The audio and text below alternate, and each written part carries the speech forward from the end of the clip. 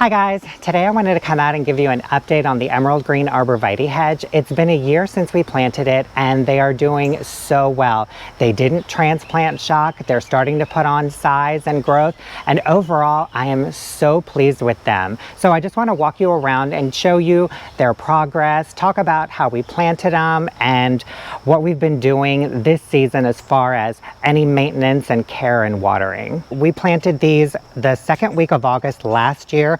We had one weekend where it was in the upper 70s, low 80s. It was the perfect planting weather. So we decided let's get them in the ground now instead of waiting for fall, because you know the ideal time to plant is either in the spring or the fall where it's not too hot. But we decided, you know what, we'll just get them in the ground now and we'll just baby them for a little bit. So they were in the ground for a week before the temperatures kicked back up again into like the upper 90s and 100 degrees. So we just made sure to water them really well.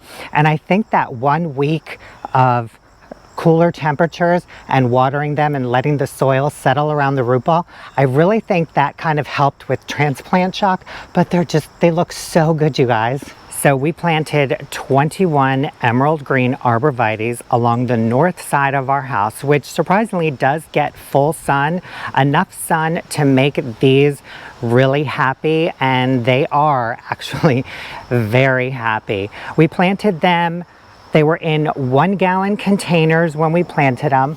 They were about 12 to 14 inches tall, and I just came out and I measured most of them, and they are 2.5 feet tall. They're about 24 to 30 inches. We do have a couple right down here that are 3 feet tall, so they have definitely put on some growth this season. But you know the rule of thumb with the sleep, creep, leap. So the saying is the first year they sleep, that gives them a chance to settle into their new homes and start to root in. The second year they creep, they start to put on a little bit of growth while they're still focusing on establishing their root system. And by the third year, their root system is pretty much established and they just start pushing more and more growth. So when we decided to plant these last year, we wanted something that would hide the chain link fence, but that wouldn't get too wide, because right by the gate from the chain link fence to the walkway, it's only 4 feet, and it gets a little bit wider as you come back towards the back of the house, but the emerald greens only get 3 to 4 feet wide. So they are the perfect evergreen for a narrow space.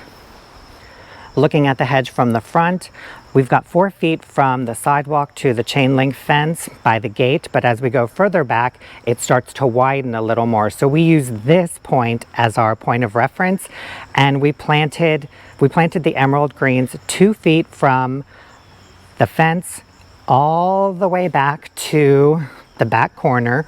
We planted 21 emerald green arborvitaes.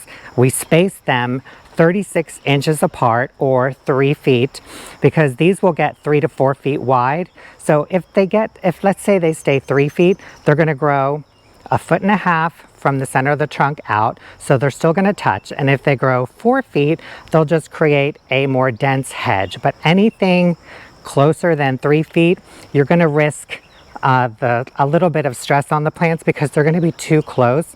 They're not going to have enough air circulation, and if you space them further apart, they become more of like a specimen hedge. But they're looking really good.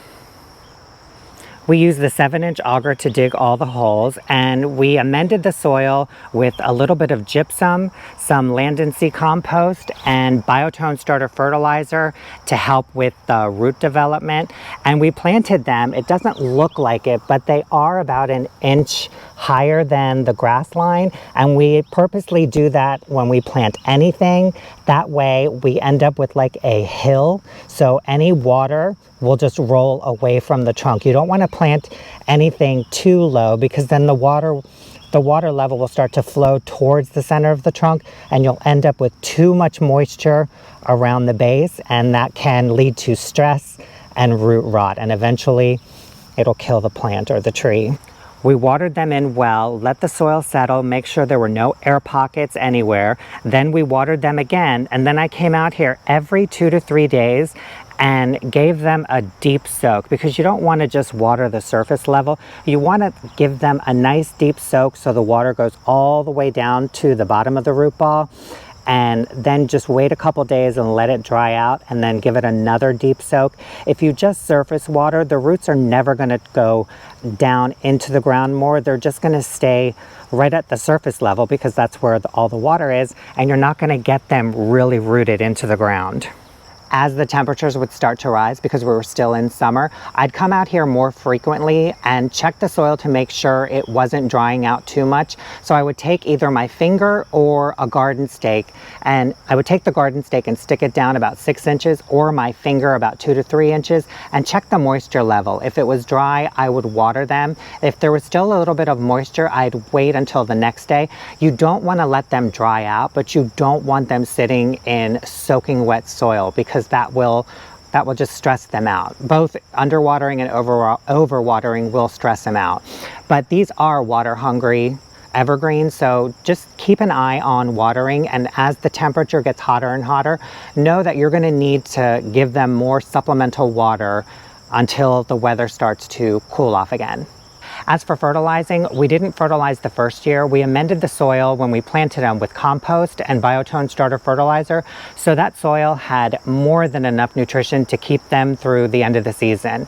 And then next season, we came out early spring with plant tone and fertilized right around the drip line. And the drip line is pretty much the widest point on the tree. When it rains, when the water drips off, you'll see it form like a ring all the way around. That's the drip line. That's where you want to apply your fertilizer. So I came out here in early spring and applied it all the way around, scratched it in and watered it in, and that's all the fertilizer that they've had this season. And I think that's all they needed, because they look really green, really lush, and they've put on a lot of growth. I'm in Maryland Zone 7A, and our springs are pretty wet here, so I don't have to worry about coming out here with a hose and watering. Mother Nature takes care of that.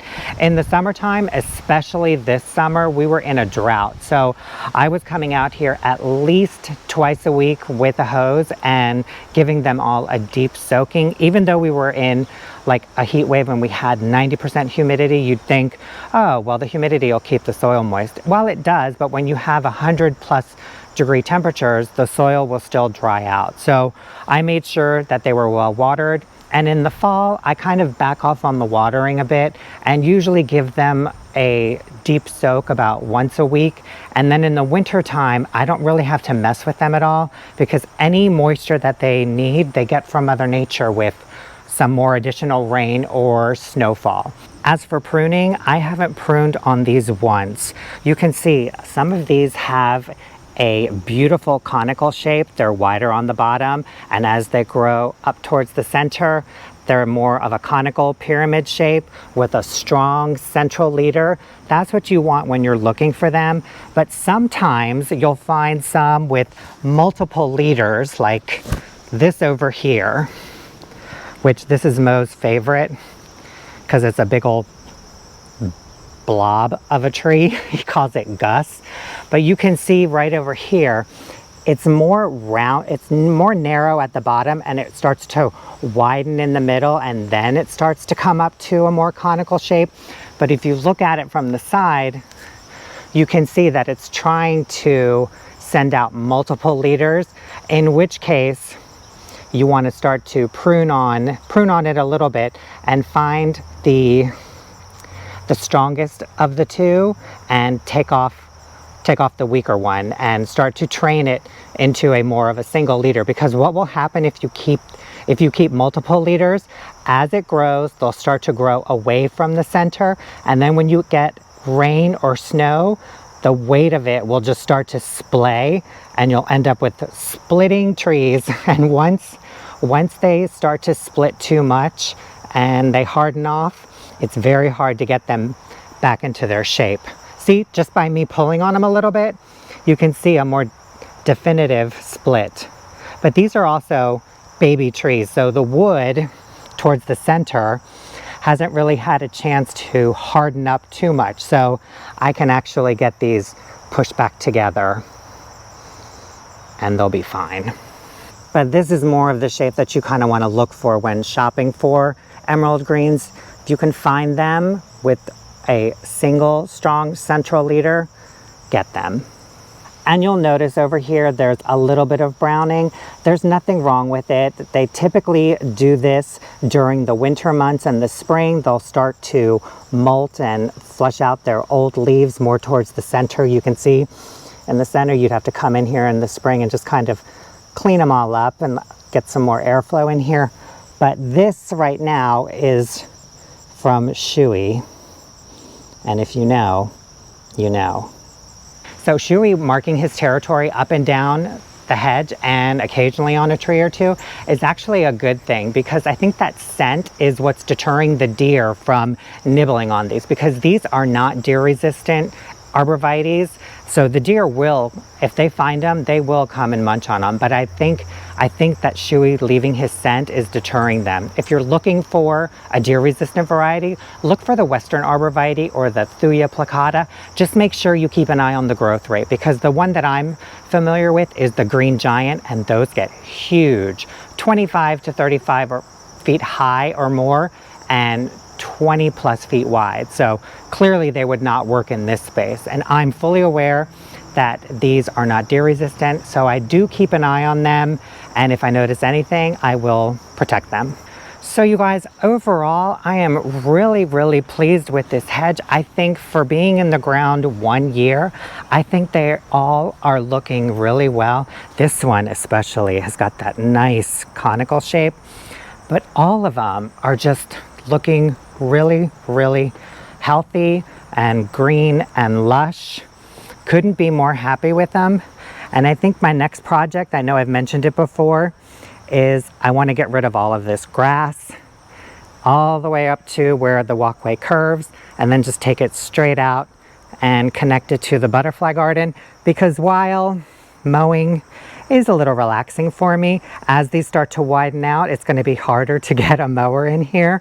So what I've been doing is just using the edger or the weed whacker and just doing the back edge with the weed whacker and all around the base. You can see how it's lower, but you know, that's becoming a little tedious. But yeah, overall, you guys, emerald green arborvitae looking good, getting bigger, growing, really happy. So you guys, if you're looking for an evergreen that stays more on the compact side, I would recommend the emerald green arborvitae. They grow 10 to 15 feet tall, 3 to 4 feet wide.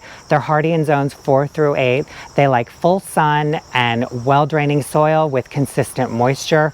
And they are just a very low maintenance, beautiful looking evergreen. They provide year-round interest, and I'm just really happy with how they're doing 1 year out. Anyways, guys, that's it for this video. Thank you so much for watching. I hope you enjoyed it, and we'll see you in the next one. Have a great day. Bye.